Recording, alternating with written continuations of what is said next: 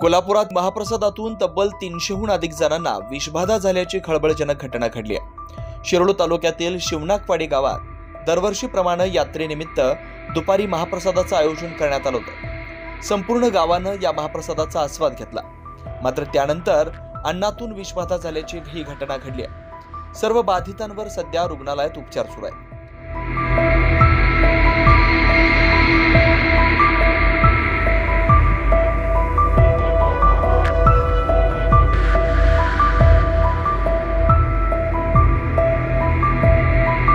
दरवर्षीप्रमाणे शिरोळ तालुक्यात शिवनाकवाडी इथं ग्रामदैवत कल्याणताई माता देवीची यात्रा भरते। यंदाही यात्रेच्या निमित्तानं महाप्रसादाचं आयोजन करण्यात आलं होतं। मंगळवारी दुपारी देवालयामार्फत महाप्रसादाचं आयोजन करण्यात आलं होतं। यावेळी गावातील लहानांपासून ते मोठ्यापर्यंत सर्व नागरिकांनी या महाप्रसादाचा आनंद घेतला होता। मात्र रात्रीपासून नागरिकांना जुलाब उलट्यांचा त्रास होऊन जवळपास 300 ते 350 जणांना विषबाधा झाली आहे। इंदिरा गांधी सामान्य रुग्णालयात मोठ्या संख्येनं रुग्ण दाखल होऊ लागल्यानं रुग्णालय प्रशासनाचीही तारांबळ उडाली।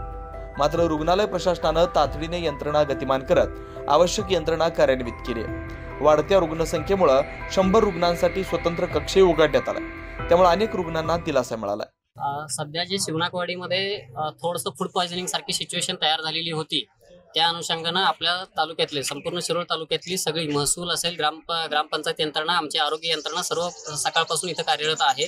त्या अनुषंगानं सगळे डॉक्टर्स आम्ही तालुक्यातले सगळा स्टाफ या ठिकाणी डेप्यूट केलेला आहे। सध्या परिस्थिती नियंत्रणात आहे, सिरियस असा कुठलाही यामध्ये पेशंट नाही आहे। त्याचबरोबरला आम्ही सगळे आमचे आरोग्य कर्मचाऱ्यांच्या मार्फत गावातला सर्वे चालू केलेला आहे।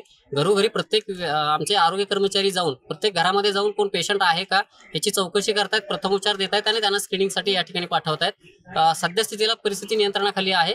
कृपया कुणी घाबरून जाऊ नये एवढीच एक सगळ्यांना आव्हान आहे।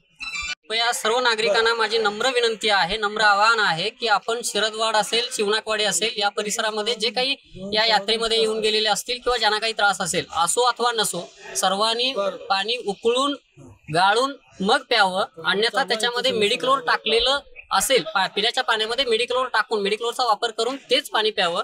शुद्ध आणि स्वच्छ पाणी प्यावं। शक्यतो बाहेरचं काही खाऊ नका आणि बाहेरचे उघड्यावरचे पदार्थ कुठलेही खाऊ नका आणि बाहेरचं पाणी पिऊ नका। हेच एक सगळ्यांना नम्र विनंती आहे। अशाच ताज्या अपडेटसाठी महासत्ता न्यूजला सबस्क्राइब करा।